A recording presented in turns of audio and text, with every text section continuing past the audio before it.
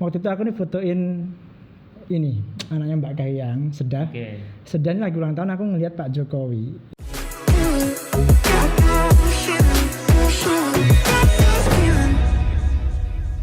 Oke, hello guys, ketemu lagi dengan saya Kai di YouTube channel ini. Dan di konten kali ini saya akan bahas sesuatu yang spesial. Karena kali ini saya nggak cuma sendirian, kita kali ini didatengin sama tamu spesial nih. Jadi kita dapat dua teman baik saya, yang dimana mereka ini adalah wedding photographer expert di Surabaya, udah tenar banget. Mungkin boleh perkenalan satu-satu, mulai dari Gary dulu mungkin.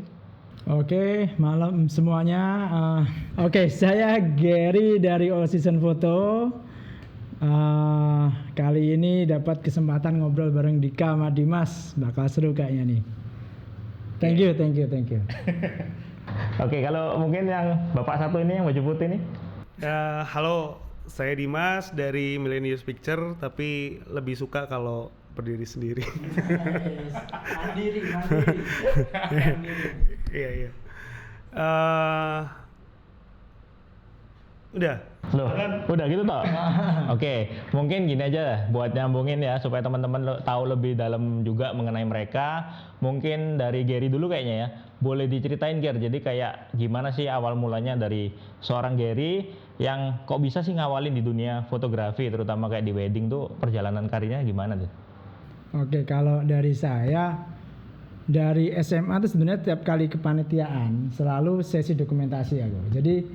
Jadi kayak udah biasa jadi tim dekor atau dokumentasi di sekolah. Terus akhirnya lanjut ke kuliah cari apa sih jurusan yang nggak ada hitung-hitungan. Nah, akhirnya lari ke DKV. DKV masuk setahun, ketika masuk mata kuliah fotografi langsung jadi fotografernya kampus. Jadi waktu itu kampus tuh di Petra punya koran kampus gitu loh. Nah, aku jadi fotografernya kampus. Lanjut sampai mau lulus tahun 2006 jadi freelancer di wedding. Terus lah sampai sekarang. Sampai sekarang ini ya. Jadi All Season 2008 terus sampai sekarang sama All Season. Tapi dari awalannya itu memang karena, maksudnya waktu di kampus tadi kan sempat cerita, di kampus itu karena memang suka ditaruh di bidang itu, atau ya sama teman-teman emang sengaja disuruh di bidang itu terus gitu? Enggak, emang ngelamar, emang pengen apply ya, emang pengen. Oke, I see. Oh ya, sama satu note lagi, si Gary ini kalau teman-teman yang belum tahu nih ya, dia ini adalah salah satu senior wedding photographer yang juga panutan saya, karena ada salah satu yang menurut saya hebat banget. Salah satunya adalah dia ini pernah motoin acara mantenanya atau mantunya dari Pak Jokowi, Presiden RI kita. Gila banget guys. Itu salah satu prestasi yang menurut saya amazing banget. Dan Itu nggak semua orang ya. Benar. Ya, Itu peluang. hebat banget sih. Kita ini yang dari Surabaya malah bisa punya prestasi seperti itu, menurut saya kagum banget saya. Salut banget. Gitu. Thank you bro. Oke. Nah, mungkin kalau dari Bro Dimas mungkin bisa ceritain, jadi kayak awal mulanya gimana sih Bro? Kok bisa tahu-tahu terjun ke fotografi? Awal mulai itu aku mulai bisnis advertising itu sablon sama percetakan offset. Belum foto ya? Belum motret. Itu tahun 2004. Terus itu udah ngelayanin hotel-hotel bintang 3 di Surabaya. Sampai 2007 itu ada salah satu hotel di Surabaya ditipu sama fotografer. Nah, tapi karena GM-nya itu GM-nya akrab sama aku, terus bilang, "Dimas, ayo kamu beli kamera aja, nanti kita foto sendiri." Wah, aku nggak bisa Pak. Nggak apa-apa, aku juga belajar. Kita coba foto-foto makanan sendiri. Ya udah, dari situ aku coba beli kamera pocket sih. Terus GM-nya bilang, "Wes, kamu nanti kamu upgrade aja, kamu ngapain beli kamera pocket, mendingan SLR aja sekalian, nanti langsung bikin invoice." Oh ya udah, terus selesai itu. Malah bukan mulanya aku mulai motret itu bukan dari ibu. Jadi karena ibu kan catering, tapi aku nggak berasal dari situ, dari wedding, dari makanan terus sama interior.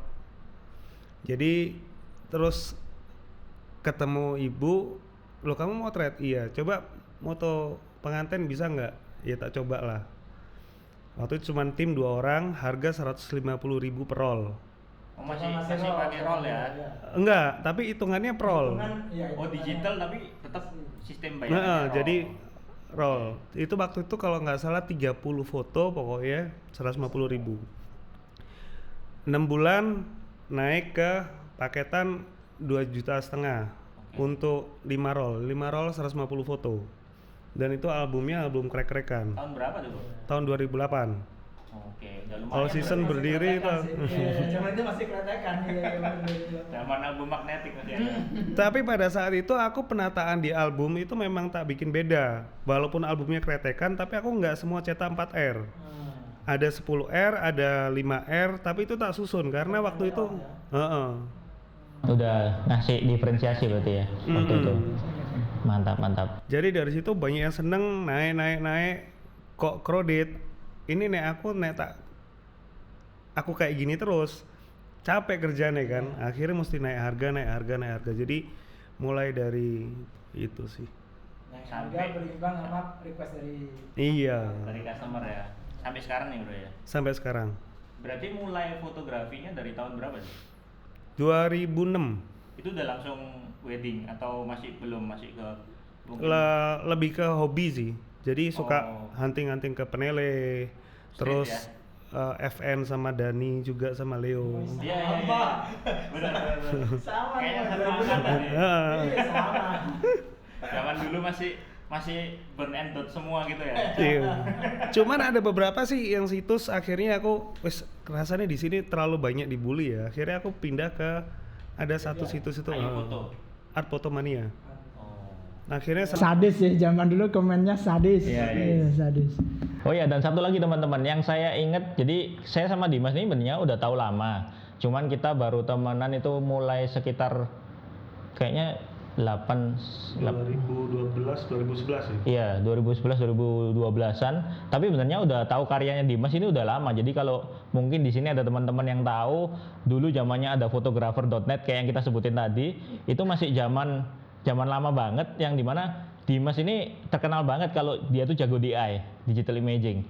Jadi karya-karyanya banyak yang saya suka, yang bahkan sampai jujur nih ya, ini maksudnya ini nggak pernah saya omongin ke orang-orang juga, sampai kakak saya aja pernah kayak bilang, ini loh fotografer ini loh keren banget. Nah ternyata kita jadi temenan malah sekarang. Duduk sebelahan. Iya benar, makanya bangga banget sih. Kayak gitu. Sama mungkin ini sedikit disclaimer aja buat teman-teman. Jadi berhubung ini kita baru pertama kalinya, ya ini kita sama-sama baru pertama kali ya kayaknya. Iya. Nge-vlog bareng kayak gini, bikin semacam kayak podcast gini. Jadi mohon maklum kalau ada sedikit contek-contekan kayak gini.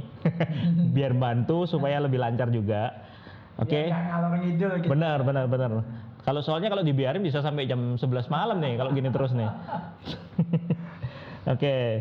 Terus ini jadi teman-teman di kali ini selain kayak saya ngundang teman-teman 2 teman spesial saya ini, di sini kita juga pengen bahas satu tema yang menurut saya menarik banget karena biasanya kalau di channel saya ini saya selalu bahasnya lebih ke arah gimana teknisnya untuk lighting, gimana teknisnya untuk foto, atau mungkin yang terakhir ada review.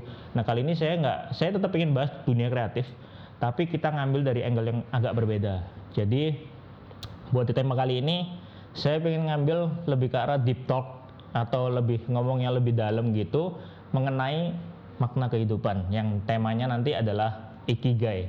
Mungkin aku jelasin dikit aja mengenai ikigai itu apa. Jadi secara singkatnya ikigai itu adalah istilah dari Jepang yang dimana itu mempunyai arti. Jadi sebenarnya kalau ikigai itu adalah gabungan dari 4 faktor yang kalau misalnya 4 faktor itu ketemu, itu mewakili sebenarnya apa sih makna dari kita hidup di dunia ini. Sebenarnya Mantap. dalam. Mantap. Jadi contoh kayak misalnya 4 faktor itu apa aja, itu ntar aku bakal munculin diagram di sini buat teman-teman bantu lebih jelas. Jadi 4 faktor itu adalah apa yang kita cintai atau apa yang kita memang passionate banget di dalamnya.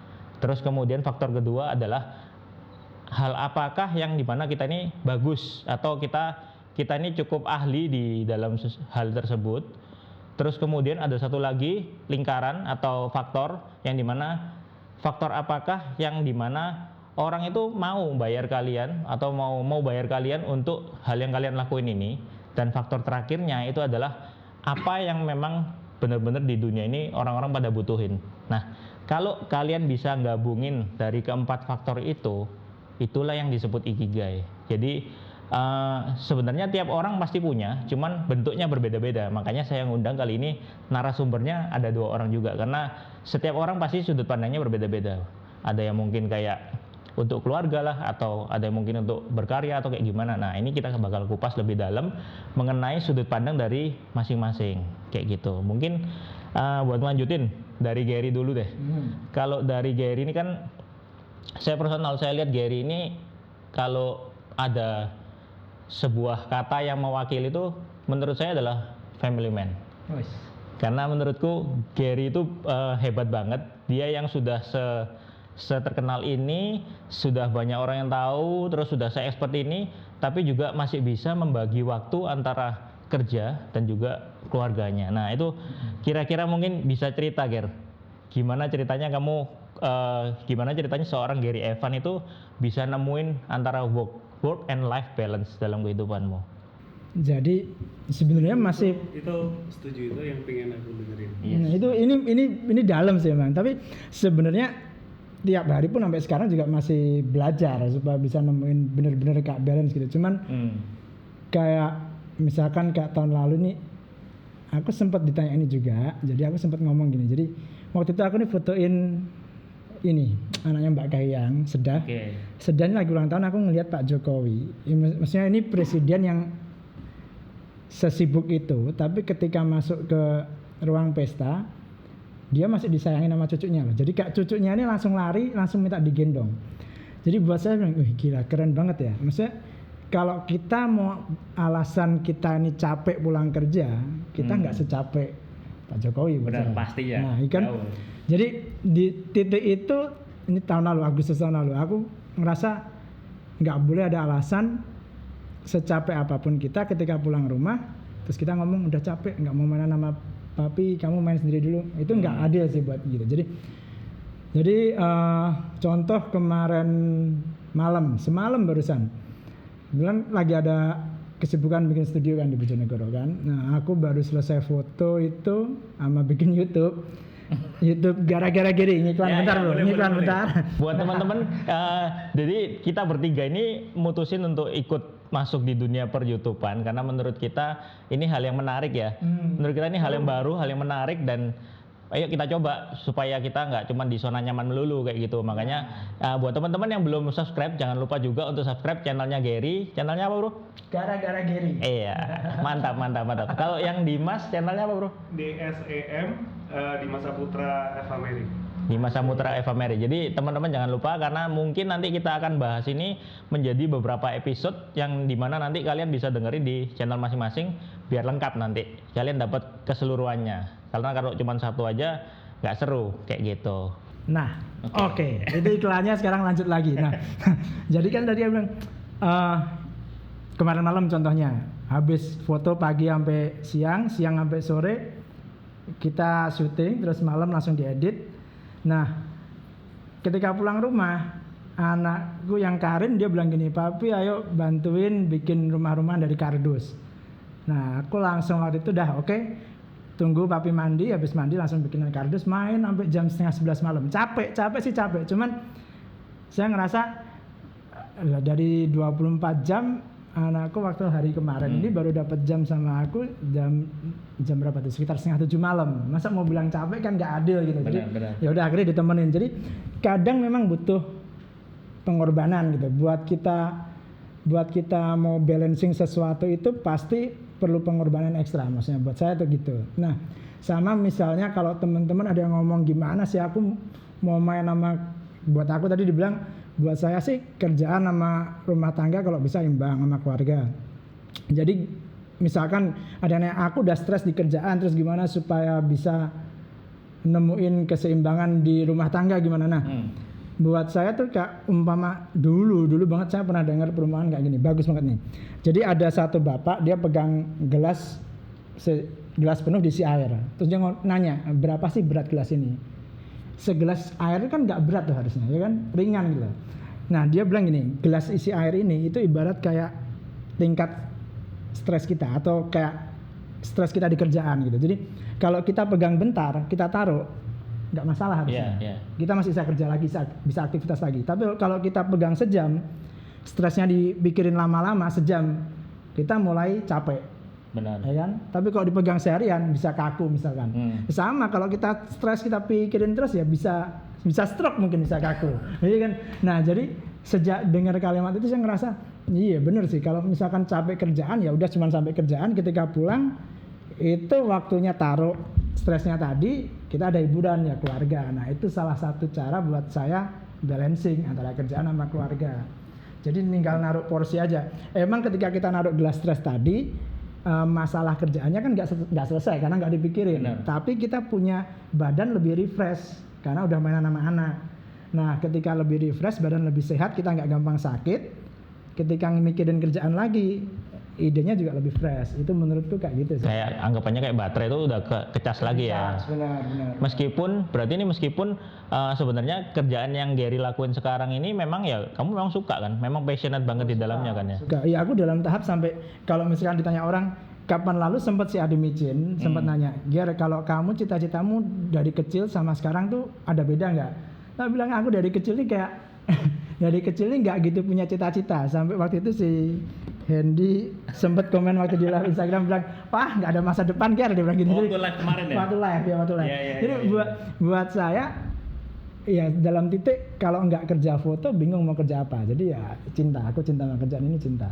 Tapi aku juga cinta sama keluarga. Jadi berusaha Bagi waktu ya. itu, iya. Jadi kalau dari Gary sendiri berarti kuncinya adalah gimana caranya time management atau Iya, itu time management sih termasuk, iya. Oke, I see. Terus kalau dari versinya Dimas nih gimana nih? Jadi kalau dari kamu bro, antara kamu Karena merasa aku nggak terkenal yang penyayang keluarga.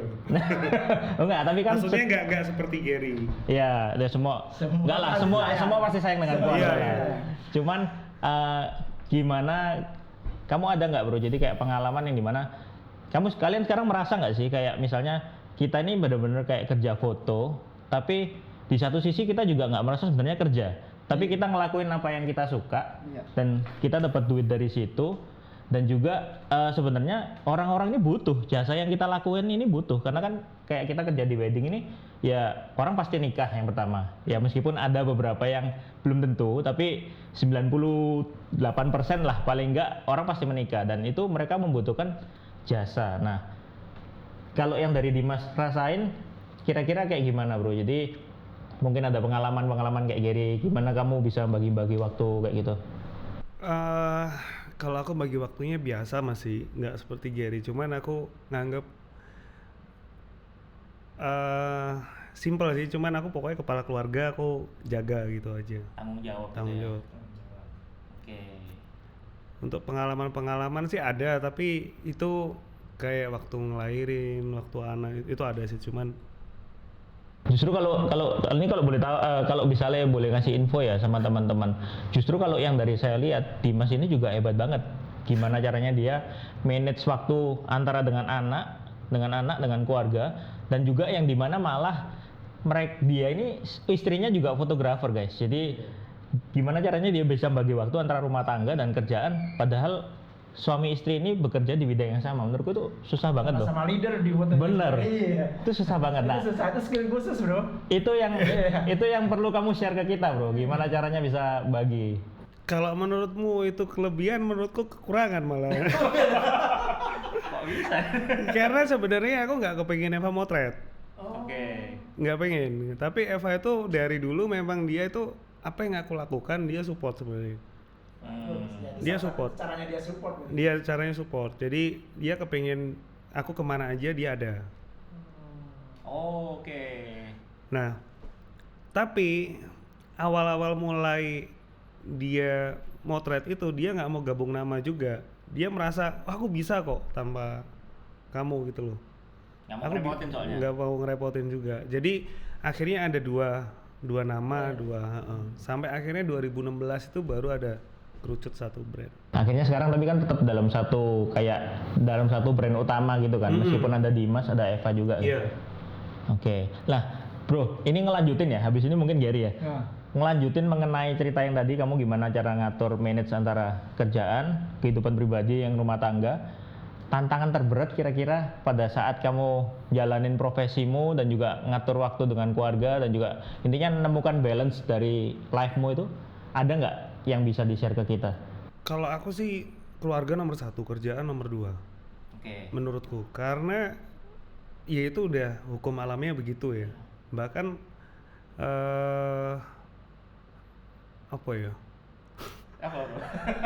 Iya, pokoknya aku melakukan apa aja lah pokoknya buat keluarga. Kalau waktunya holiday, waktu ini, tapi apalagi zaman sekarang ya. Zaman sekarang itu aku benar-benar lockdown pintu rumah. Terus pokoknya semua terima barang apapun tak cuci dulu di depan. Iya, tadi saya Ini udah cuci tangan. kita dicuci dulu tadi sebelum masuk sini. Langsung ke bathtub. Beneran ini. Terus. Yang terberat apa bro kira-kira? Kalau buat keluarga nggak ada yang berat sih. Semuanya bener kata Gary tadi, jangan dibikin stres. Gitu. Kalau selama kerja, kalau misalnya keluarga nggak ada yang berat, kalau selama kerja mungkin Kerja itu malah banyak berat, jadi sering stres akhirnya lari-lari kemana-mana. Mobile Legend, terus suka woodworking. Iya, woodworkingnya Dimas jago. multi talented ini. Asli. Woodworking bisa, foto bisa, nyanyi juga bisa loh teman-teman. Kalau belum tahu, ntar bisa lihat di channelnya dia deh. Oke. Selain itu ada pengalaman nggak? Maksudnya kayak pengalaman berkesan yang berat tapi setelah jalanin ya bisa kayak gitu misalnya.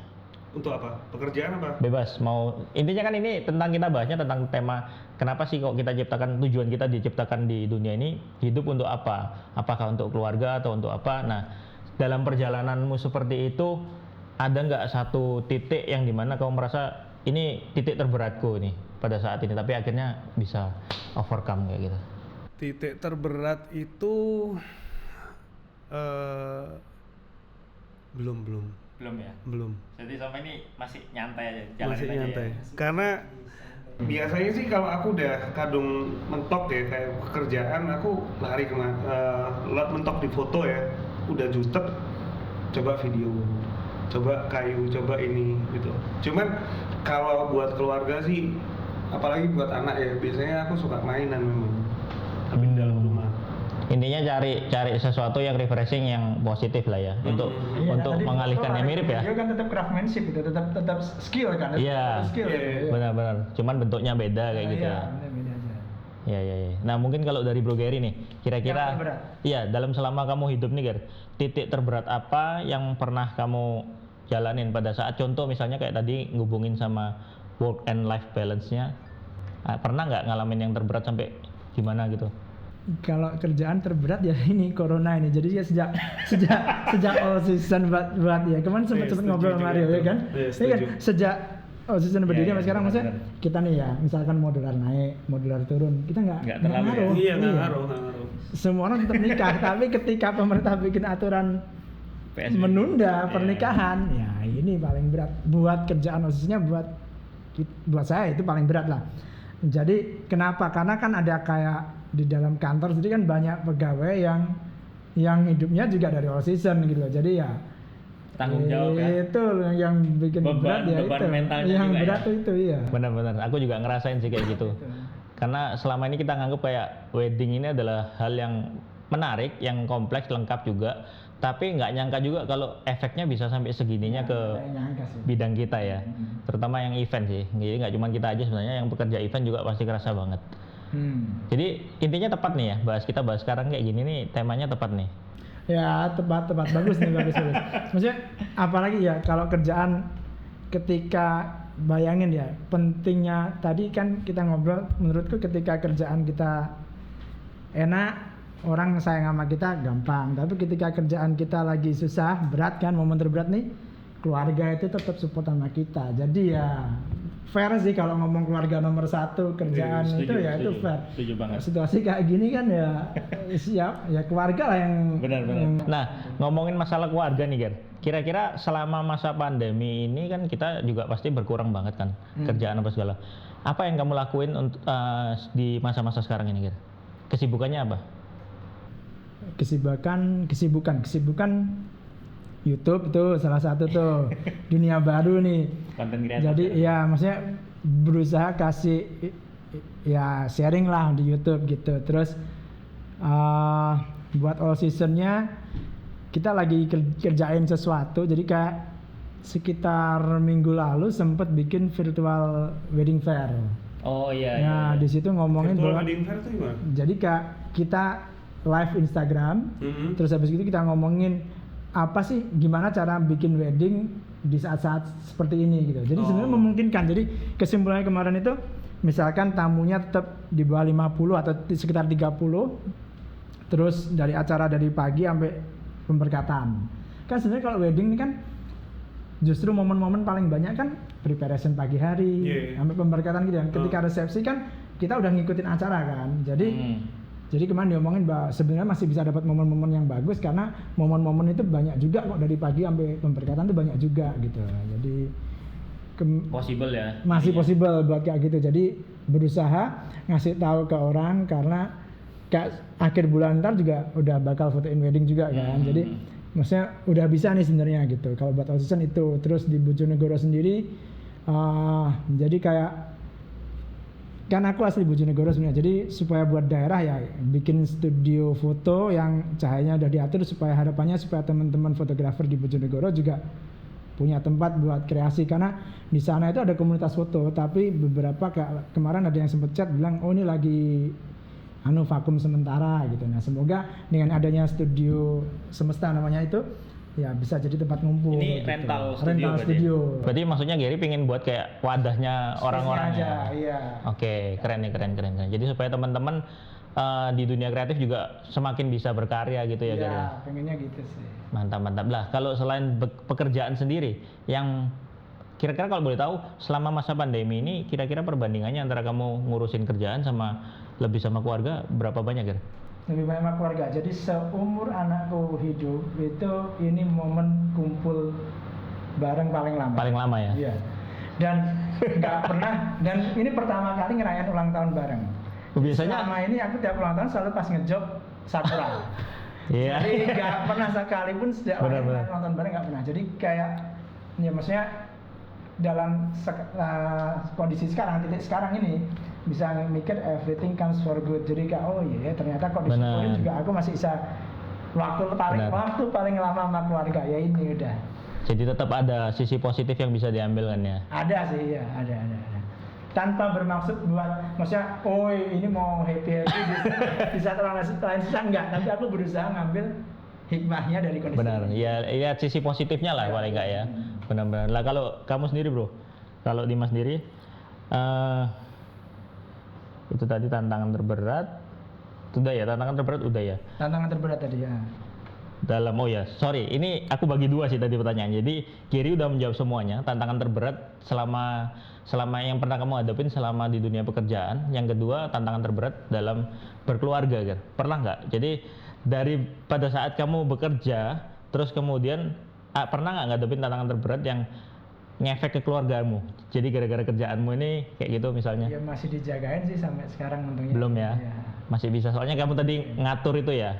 Masalahnya harus tetap bisa ngatur, jadi sedikit ada pengorbanan yang tadi ya. Ya, perlu tuh supaya nggak tidur di luar nanti ya.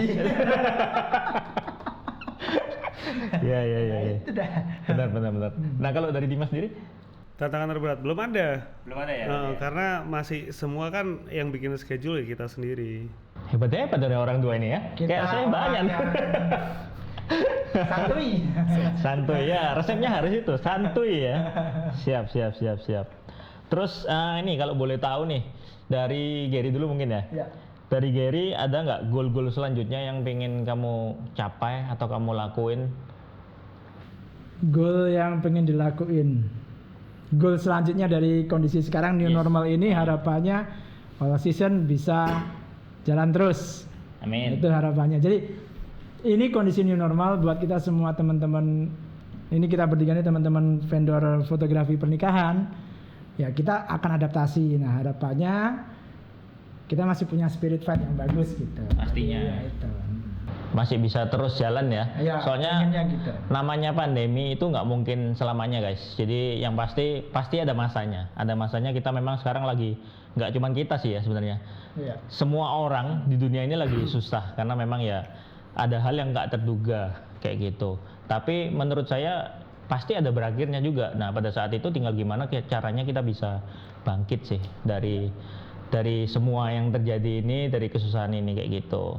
Nah kalau Bro Dimas mungkin ada goal apa terdekat atau mungkin kamu udah ada visi nggak Bro? Kayak misalnya selama aku bekerja ini ada yang belum aku capai, aku pengen nyampe seperti ini, atau mungkin di keluarga atau Sebenarnya apa yang mau aku impikan tuh semuanya itu kalau seandainya nggak ada corona mungkin masih bisa aku lakukan. Tapi karena ada corona ini aku nggak bisa melakukan apa-apa. Satu itu aku punya cita-cita buka kafe. Yang dulu sudah pernah aku ini, tapi itu kafe udah tak kasihkan ke adikku biar adikku ada ini, ada kesibukan. Udah dari 2012. Nah, mau buka kafe nggak bisa, mau video YouTube nggak bisa, mau apa ya? Pokoknya semua ketabrak. YouTube ini sekarang. Maksudnya kontenku yang aku suka, itu aku lebih suka di outdoor. Banyak halangan soalnya ya. Banyak halangan, jadi masih belum kepikiran. Tapi aku tuh sebenarnya makanya aku tuh orangnya agak santai karena aku punya prinsip dalam hidup. Kita itu hidup paling cuman butuh makan sama minum. Back to basic ya. Iya kan? Jadi kalau yang lain itu pasti ngikut. Selama kita pokoknya berbuat baik, itu semua pasti masuk juga gitu loh. Ada aja pasti memasukkan, niatnya baik. Jadi pokoknya semua jalan sih. Pasti dicukupkan ya Bro. Dicukupkan. Jadi lebih ke bukan yang kayak bukan kayak nentuin target gitu, tapi ya dijalani sebaik mungkin gitu aja gitu. Terus terang kalau untuk aku sendiri belum ada target. Cuman aku tuh pengen melakukan sesuatu kayak terlalu banyak hobi sih. Jadi kayak kayu, video, jadi bingung mau yang tak dahulukan yang mana. Tapi di situ aku masih ngelihat pasar-pasar kayak kayu bukan kebutuhan primer. Jadi orang apalagi masalah kayak gini belum tentu orang mau gitu loh. Benar. Nah itu nyambung tuh dengan tema kita. Jadi kita harus bisa cari apa yang kita suka, apa yang kita bagus di dalamnya atau ahli dalamnya, apa yang kita bisa mendapatkan hasil atau dibayar di dalamnya, dan juga apa yang orang-orang butuh. Benar. Itu yang namanya ikigai. Jadi makanya kita harus bisa cari apa sebenarnya tujuan kita. Karena kalau kita udah nemuin yang namanya center di tengah ikigainya itu, maka ya perasaan tuh bakal kayak bahagia, terus kita bisa benar-benar ya ini hidup kayak gitu sih. Kalau menurutku ini tadi Dimas juga cukup menjawab pertanyaan. Jadi kayak sebenarnya kalau dari teman-teman berdua aku lihat ya berarti secara nggak langsung menjelaskan kalau sebenarnya posisi sekarang yang kita lakuin sebagai fotografer wedding ya itu ikigai kita sih sebenarnya. Karena begitu kita sudah coba dikasih pilihan yang lain, misalnya untuk ke woodworking memang ahli di dalamnya, tapi belum tentu juga kita benar-benar passionate di situ, atau mungkin belum tentu juga marketnya lagi butuh sekarang kayak gitu. Tapi pokoknya semua semangat aja, terus menjalaninya juga pakai hati. Iya, itu kan tadi kamu bilang ya, 4 itu salah satunya cinta kerjanya, terus ahli orang butuhin sama Jadi kayak kita ini jalan aja sih, kayak sekarang ini walaupun itu bukan cita-citaku, tapi tiba-tiba ada orang minta fotoin makanan gimana terus. Iya kan? Jadi pokoknya jalan aja. Tapi sebenarnya kalau mau bilang bukan keahlianku, tapi dari situ aku cobalah bikin, malah aku lebih sukanya itu bikin backgroundnya, mulai dari bikin kapurnya, pelamirnya semen putih, gabung sama ini supaya itu agak ada tekstur timbul, itu yang aku malah tertarik, bukan motret. Malah sekarang dari yang aku tahu lumayan rame bro. Jadi kayak sekarang kan kita event pastinya berhenti kan ya, karena memang dilarang sama pemerintah. Tapi aku lihat dari jobnya Dimas sendiri juga malah lancar nih di bidang food fotografi.